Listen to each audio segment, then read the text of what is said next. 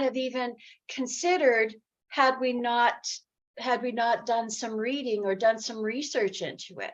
You know, it's fine to just sit in a place and just watch a video because you like that particular person, but sometimes you have to look into other stuff that may not be what you're drawn to. But what it does is it creates a different viewpoint for you to assess things with, and we need to critically assess things, you know, like instead of just being accepting what we're being fed, is think about things. And the problem, I think, in our society is we have too much entertainment.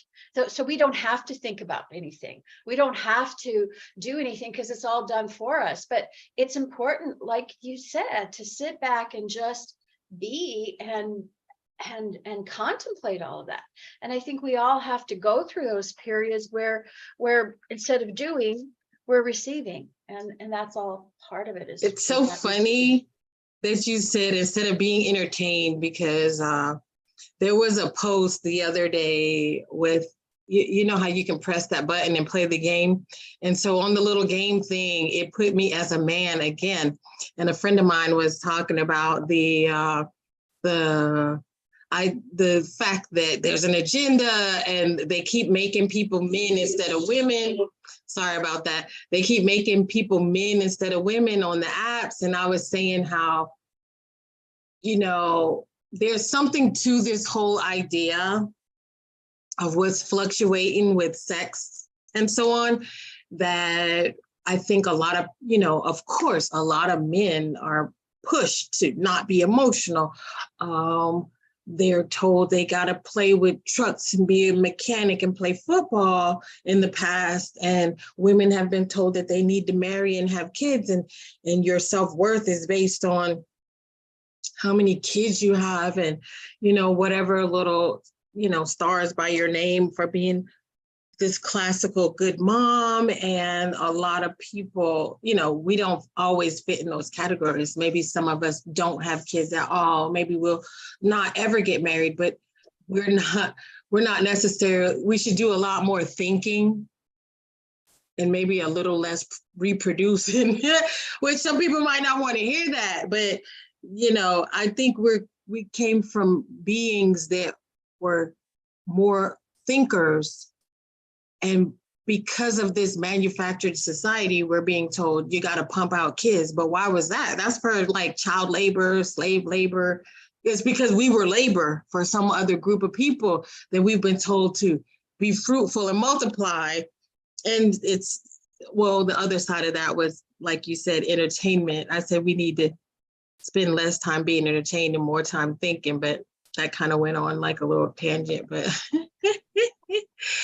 oh, it's funny that you said that. Yeah, that was one thing that hit the screen for me this week. And I do want to go over some of the Brian Scott stuff in a second, but this amazing thing happened to me. Did you read about it? Yes.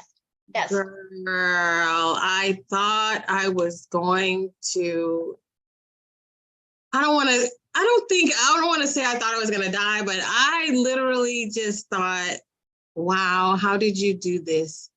I was slightly agitated. You know, my son didn't remember his ID, and we drove all the way to another town to go take his test. And we got there and they wouldn't let me leave him and come back with the ID, nothing. And so I just looked, because it's like, I'm not requiring that much of you, but you got to remember your wallet. I've had him with a wallet since he was 12 or 13 years old.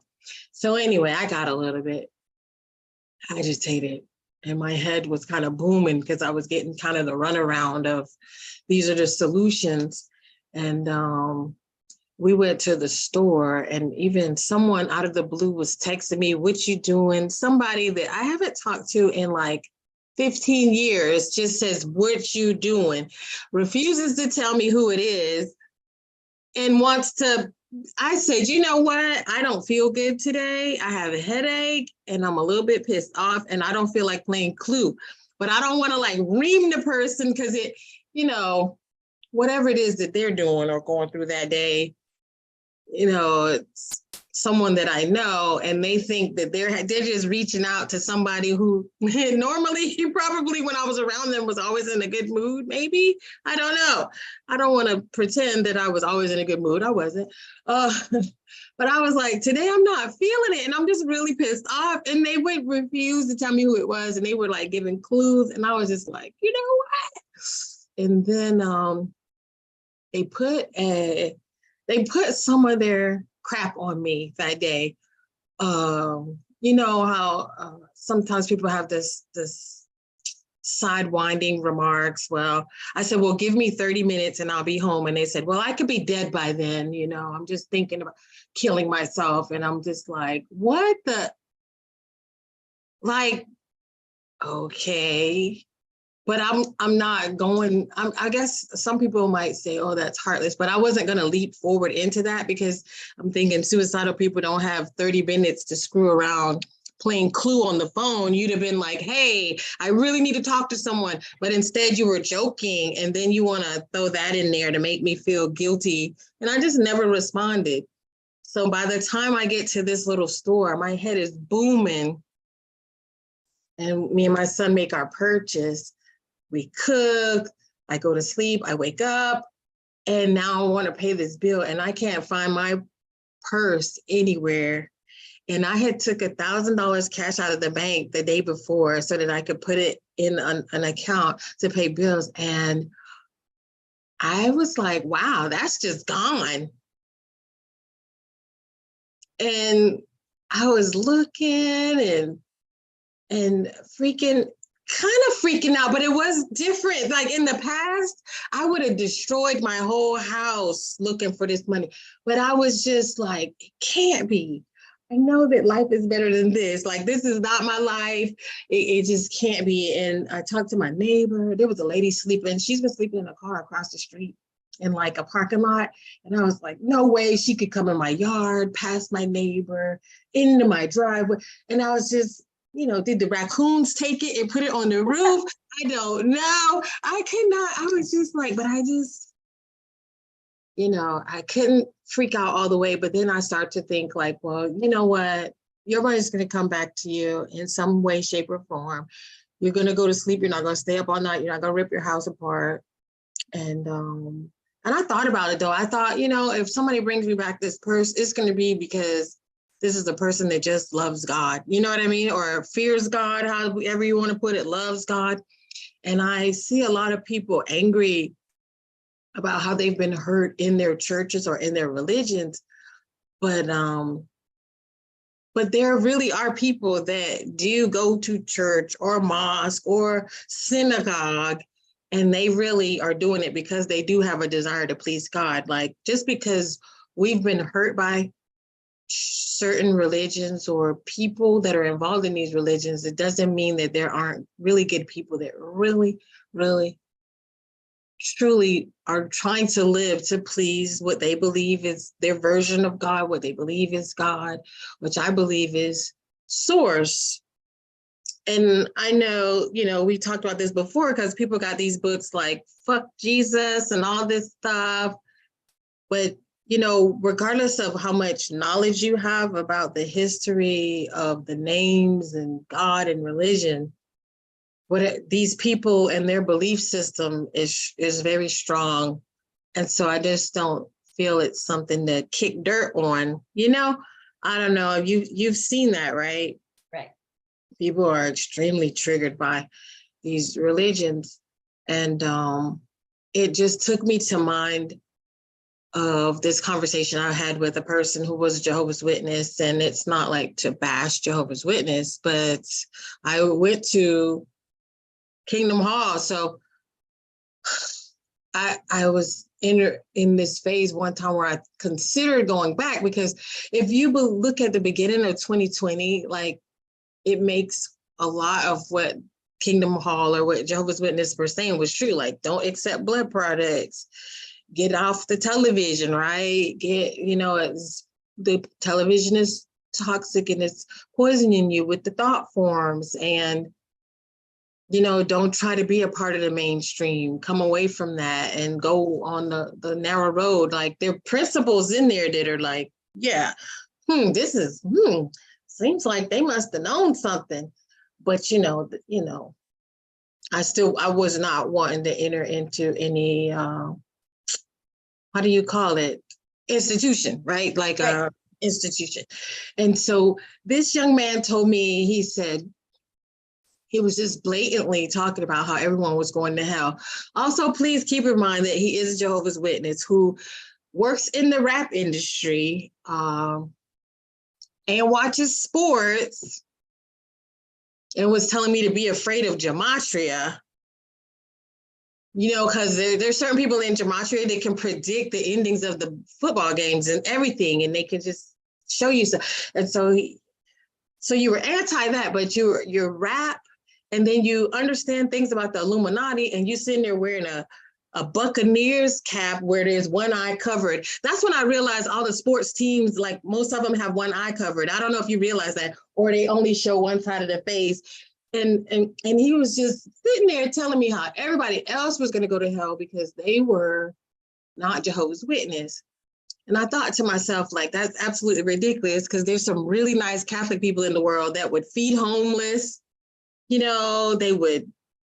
donate, they take care of their kids. They're not beating anybody, killing anybody. And I was like, you got to be kidding me if you think that because you're a part of this institution that you are going to heaven and everyone else is going to hell. You have to be out of your mind. Because there's people out here who, at the bottom line, they are like, they love God, they love what is good, they try to do what is good. And it was just interesting because it also brought me to this video I just watched the other day where this one guy, he started out as a Wiccan, and he was being interviewed on this religious channel. This guy, he interviews all kinds of Catholic priests and all kinds of stuff, and they would talk about, just everything. And he started to say that he started off as a Wiccan, but saying that Wiccan was the gateway to Satanism. What do you think about that, Terri? You know what? I'm just going to say is, I think it's important to realize that there's belief systems that have been infiltrated. And so, just like a lot of, well, let me step back a little bit.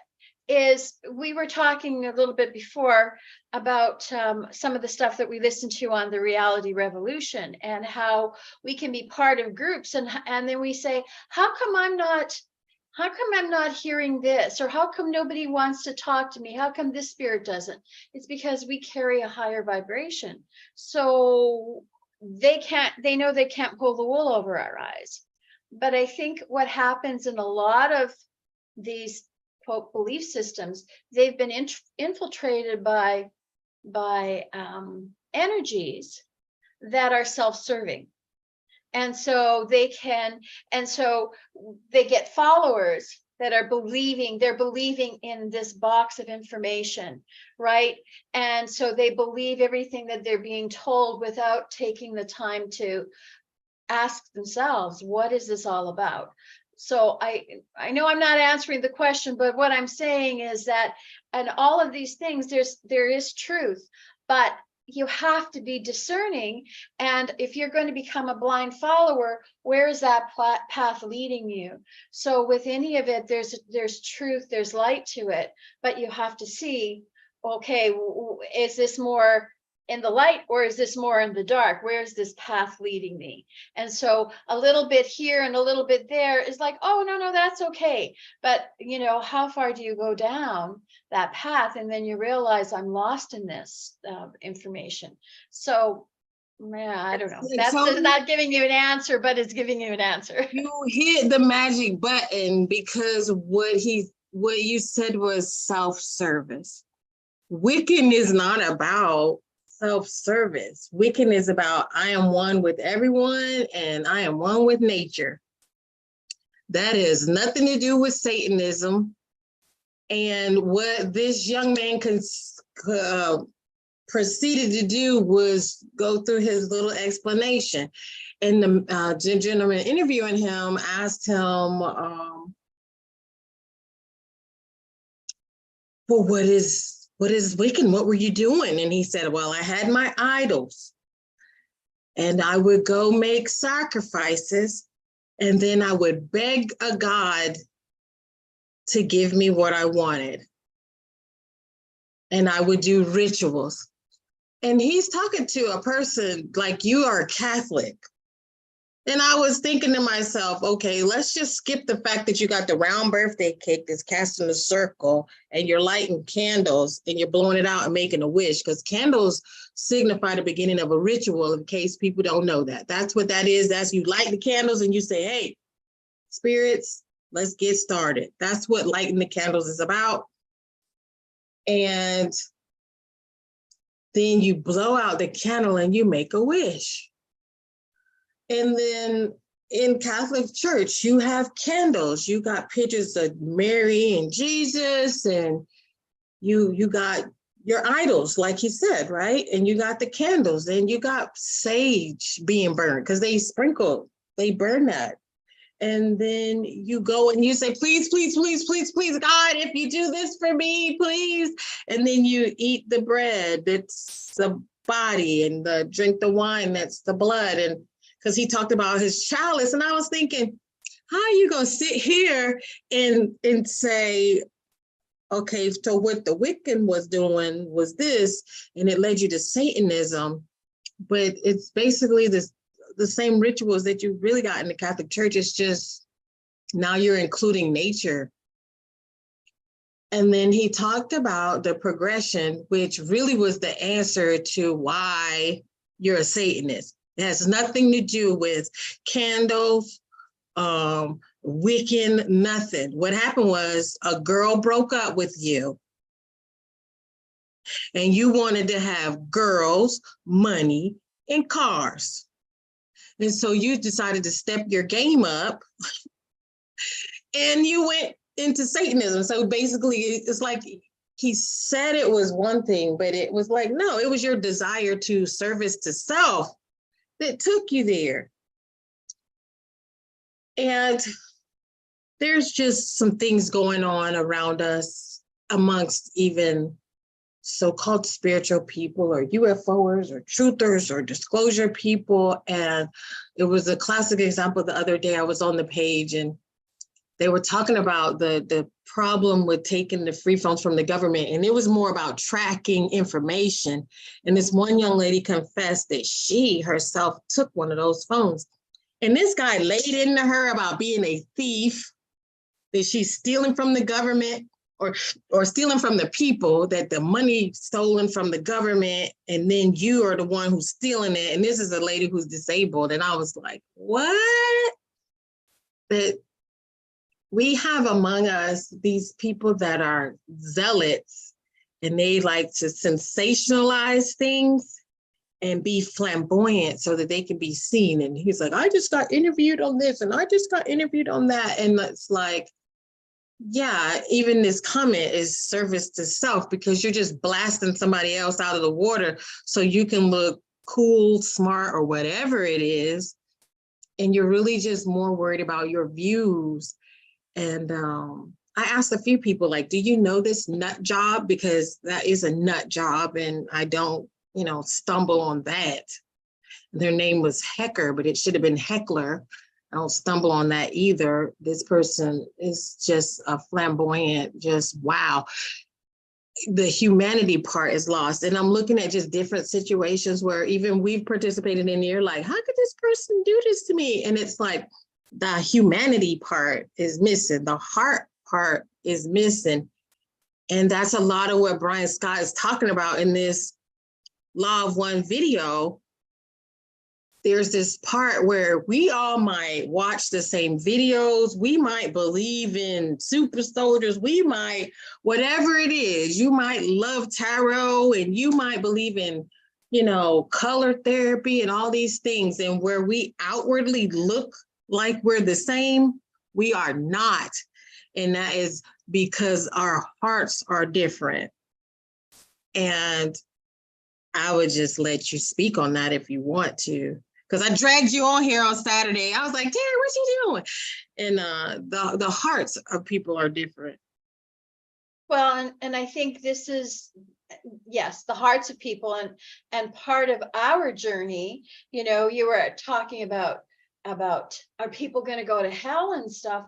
I think as we, if you study if you study the law of one or listen to anything about it, it's about the ascension. But what is ascension? It's about us holding more of our higher energy and opening the heart, right? And so when we think with our heart, we have a different way of perceiving things than if it's with our mind. And a lot of the stuff that we do, if we coming from the heart, if we sit with it in our heart is going to tell us one thing and our gut is going to tell us something else. But there's a relation between the gut and the brain, right? And that's having to do with the left brain, with more of that egotistical thinking, like the mental thinking. But once we connect with our heart, we are connecting and we're opening up that heart chakra, and that heart chakra can flow through all of us, like through our whole being. And that's what helps. That's sort of that place that kind of locks everything out, is if we have a closed heart.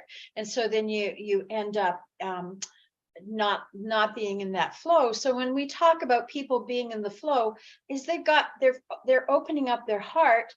And when you open up your heart, you're opening up to your higher understanding, and you're not being stuck in this belief system, this mass consciousness, this matrix of thought, because they keep pumping and pumping and pumping stuff into our mass consciousness, which then is that whole idea of the matrix.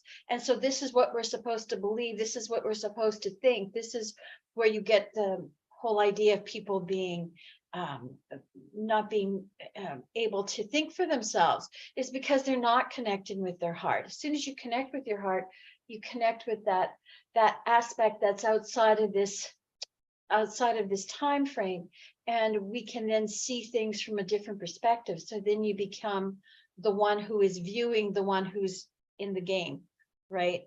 And so I think I've gone off in a tangent here, but anyway, I guess what I'm saying is that by being in our heart, we are accessing more of who we are, and not being caught into the game and into this mass consciousness belief system.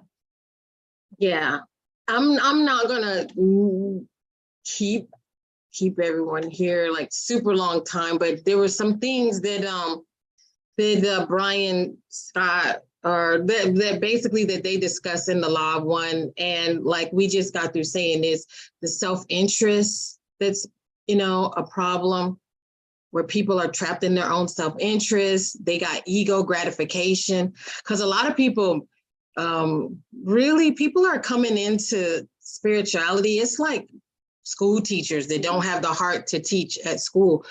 There's people that are in this they're like, oh, this is trendy and this is a cool way to make money, or I'm going to be YouTube famous, or I'm going to have a lot of women following me because now I'm, Mr. Hotshot Yoga, blah, blah, blah, whatever. And there's just a lot of manipulation and control, and like it says, unconscious biases. But the word that he was using that I really liked, I wanted to let me find this word, because it's there's the thing called atrophy, which we know. So we know that some of us are empathic, but there's this thing called entropy. Yeah. And he talks a lot about this. So it refers to the tendency of a system to move towards disorder and chaos, and spiritual entropy, like when people lose the actual connection to source and the higher power, to the actual soul, and they are disconnected. And it occurs due to their personal struggles, traumatic experiences, lack of spiritual practices. So there's people who they actually stop their spiritual practices, like where you might be like healing and working on other people, but you're not doing the things for yourself. So you kind of lose touch with what you're supposed to be doing, because this whole thing is based on you and having your soul connected to the higher self and to the source. And when you break that connection, though you might still be able to put your hands on people and do certain things, now you're in reverse and you're drawing the energy away from, instead of necessarily healing, you might actually be thriving off the energy of others. Because basically, when you don't have the connection to source, you can't get the energy that you need, right? I used to be in fear of helping people or doing healing work because I was afraid that I wasn't going to have enough energy. But then I learned that I don't have to be tired, because and we've seen it too, because we know people that are like extremely psychic and they go dig all deep up into people, and it's, you know, they're getting all of their aura, all of their light body dirty and crusty because they're too deeply intertwined with people. They're going using their own power instead of going through source. This is why you can connect to certain entities and be completely misguided, because you're not going through source first. You're taking your own energy and loaning it out there and being like, hey, talk to me. And then that wide open antenna can get all kinds of things. But that how do you say Entropy. Yeah. Entropy makes people dangerous because they're not doing their own work. And I just really thought it was important to discuss that word, because I think, you know, I knew there was this atrophy, and that's like when you don't use your heart and it dies. But then this entropy, this is a thing that it seems to be able to do a lot of damage. I don't know if you had something to say about that. You know, there's a lot to be said about entropy, and it happens not only spiritually, but for us, we just kind of like allow it to just happen. Things are just, yeah, this is happening. But you know, if we step aside and see that we're just being used as players, then we can help to, I can't remember the exact, there's an opposite word to entropy, where we become more involved and more aware. And so this is an important aspect of us to be, is not to allow ourselves to be entropy. Like, so we don't just like go along with things, is we have to question it. And that's where that whole spiritual entropy is like somebody told us this and this, and so we're following it, but we have to step back and question it so that we are allowing our soul and our awareness to grow, not just being told. And I think this is the problem with some of the institutions, is that we become followers, we become believers, and we don't question the scenario that's being told. It's like, oh, this is what they said, but question it, always question it. And even going back to the reality revolution and Brian Scott, he will, you know, he'll read and he'll discuss the law of one, but he also questions it. He said, I don't know whether this is the answer or not, but what do you think? Like, think about it. And it's not like there's this information that's presented, but what do we think about it? How do we step back and think about it? Because if we just follow it, we fall into that entropy, right? Where we're not thinking about it. We're becoming we're just following along. And part of our soul's journey is to grow and expand, not just follow that rabbit hole. I like this because it says when entropy sets in, the individual feels a lack of motivation or interest in spiritual pursuits.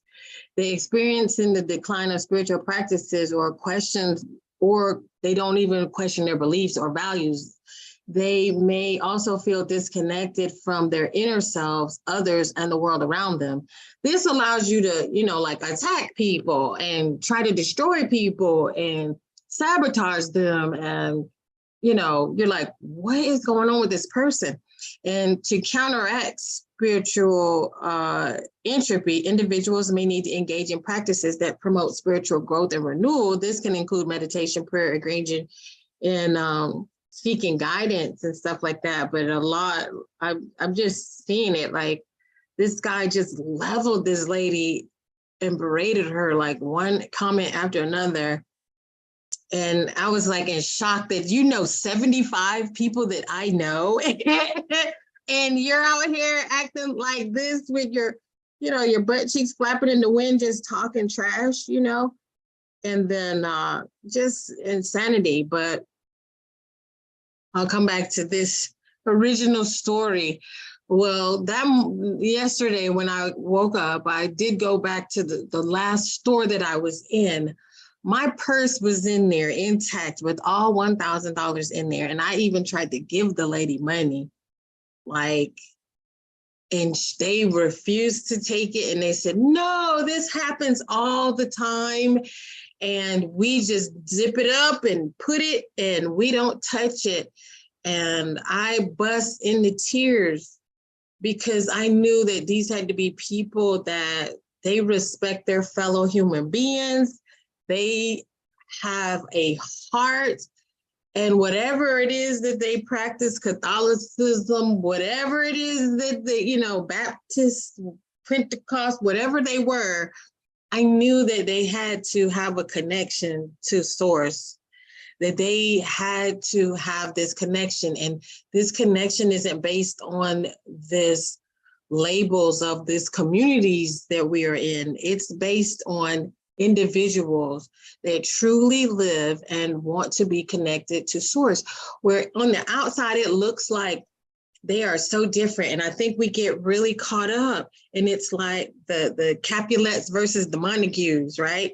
And those two families are against each other. Like you could be Catholic and be against Wiccan, and you can be Wiccan and be against Buddhist. But then when you have individual people come together, like the Romeo and Juliet situation, they might come from different houses, but or the gods might look different to you or seem different, which I've always believed that it's all that one same God that they're trying to find, that they're trying to be connected to. So I never really, as I was going to all these different churches, I've been baptized more than once, and I just was like, no, this doesn't seem right, because I think people have a part of it, but they don't have all of it. And then it's that part where they hate each other or dislike each other or look down on each other, or where someone else has to be the devil so that you can be, the angel. That is the part that disconnects religion for me. But outside of that, I know that these people as individuals can be good people. Not all are good, not all are bad. Some people even think it is, even with race of your, the color of your skin. All white people are not bad. All Black people are not good. All Asian people are not whatever the hell it is that people think it is. Like we're putting these grand labels on people, and it's separating us. And one day we'll talk about this with the Thiabu prophecies. He said, like, what is your house made of? And the guy said bricks. And he said, well, what are bricks made of? And I was going to say dirt. But he said atoms. And he said, but the atoms have to be tightly packed in order to make it a brick. This is your community. And if what happens if the cells in the brick or the atoms in the brick repel each other, then the brick will fall apart. And he was basically saying, like, this is how it is on your planet. That if you don't, even if you don't like your neighbor, like, you need to still help your neighbor. And otherwise, everything just crumbles if we, if we just decide that, if we fold our arms and say everybody's separate and different, and this is why you're so different. This is also this thing with gender and they're saying there's gender bias and stuff, but then they want to create these miniature labels for inclusiveness. But actually, the more you start checking boxes that say, no, this is why I'm different, this actually makes things exclusive. It brings it apart because we have so many labels. That's more a problem than trying to recognize the differences. It's hard. Like, how do you recognize and respect people's differences and be, but somehow we're just making more boxes, Terri. We try to simplify and we make it more complicated. But it's part of the journey, right? And this is it. We are on the journey to opening ourselves up to higher vibrations and higher frequencies. So then we have to, in order to do it, we have to examine what's in front of us. And once we examine it, we can discard what doesn't resonate with us, because we are all entangled, but we each have a different perspective to bring back to the creative source. And so we see so many different perspectives. We have to just see, that's what's come before. We're on our own journey or on our own path. And so we find what resonates with us. And going back to the heart, when we do connect with our heart, we're connecting with our higher self, and then we can see things from that perspective and say, you know what, that doesn't resonate with me, but this resonates with me now. So I'm going to just sort of walk on the path more this way right now. And then there'll be something that changes my direction somewhat, but we'll always be on our path as long as we don't get pulled into and stuck on that interstate, the town off the interstate that we get stuck on sometimes. It's get back on the road that we were on, right? Going west. Yeah. We're going west. So we got to do one day a play-by-play of this Brian Scott, because woo, that one particular episode was phenomenal, and it so resonated. I did pluck out some moments on the timeline where I thought, oh, we got to talk about this. This would totally explain. It totally explains everything. It was totally explaining how I feel, because there's a lot of people with really good intentions and they're getting completely hijacked. Mm-hmm. And that's why it seems like you always have to keep watching people, because those messages, they sound really good. And then you're like, wait a minute, you want me to do what? Mm-hmm. There's always that like a thing. And it's like, and if you're not paying attention, here you are going to be going right down the road and off the cliff, because it sounds good, because the person has good intentions and they have a good heart, but then the self-interest come in the way, and it steers you. Your self-interest, which is, itching ears.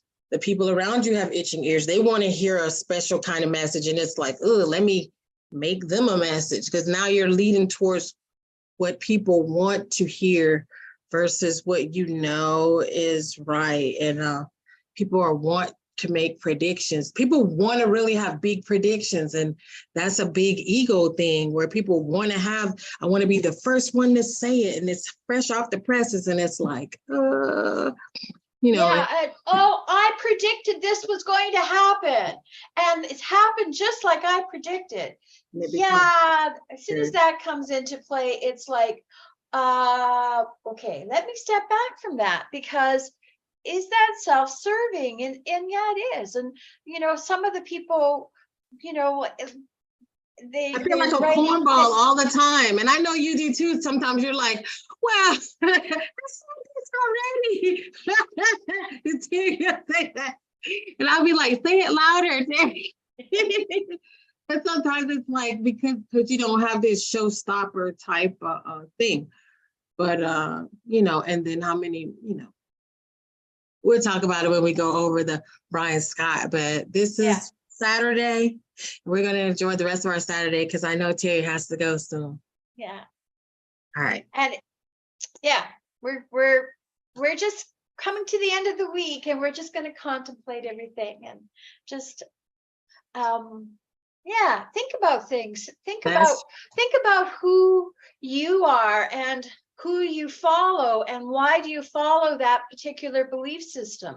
Sometimes step aside and just observe, being the observer.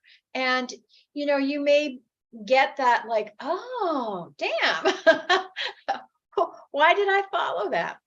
Yeah. Yeah. Well, good afternoon, y'all. I'm going to say y'all because I'm from South Carolina, so I can say that. Bye, y'all.